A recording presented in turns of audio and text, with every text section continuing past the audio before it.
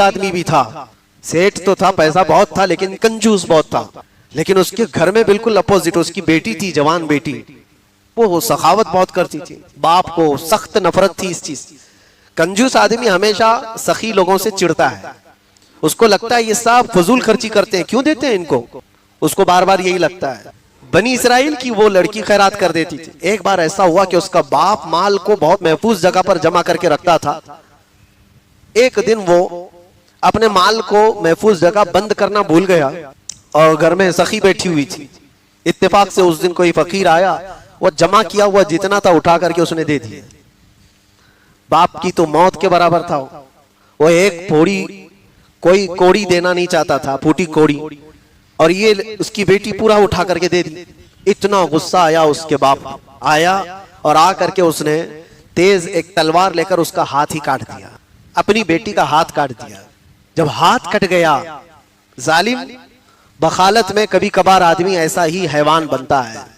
दर्द से, शिद्दत से तड़पती रही। उसके बाद जैसे भी इलाज मुआलजे के बाद, हाथ तो कटा हुआ था, हाथ कटा हुआ था। अब उसी कटे हुए हाथ के साथ तो जी रही थी। जब जवान हो गई, अब रिश्ते तो आते हैं, शादी भी होनी है। वो ऐब है लड़की के अंदर, एक कटा हुआ हाथ, उसको कौन शादी करे। इतनी हसीन और जमील, खूबसूरत, सब कुछ है उसके पास, लेकिन हाथ नहीं। इत्तेफाक ऐसा था कि एक बहुत बड़ा शहजादा था, उसको ये पसंद आ गई, बड़ा मालदार भी था, और उसने कहा कि मैं इस खातून से शादी करूंगा। वो बहुत बड़े घर का शहजादा था, रईसजादा था। निकाह का पैगाम भेजा, और ये जो कंजूस बखील था, इसने सख्ती से मना करके रखा था, टूटा हुआ हाथ दिखाना मत वरना शादी भी नहीं होगी, जिसको भी है इसी टोपी डाल देंगे, मना कर रखा था। और इसी मना में उस शहजादे ने पसंद भी किया, शादी भी करीब हो गई, सब हो गए।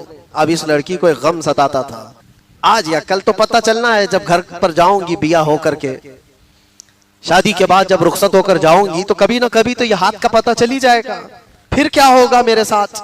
उस वक्त बड़े जुल्म भी होते थे, धोखे के मुतालिक बड़ी सजाएं थी। वो खातून लड़की बड़ी डरी हुई भी थी। बहरहाल शादी हो गई, डोली सज सवर करके दूल्हे के घर चली गई। जब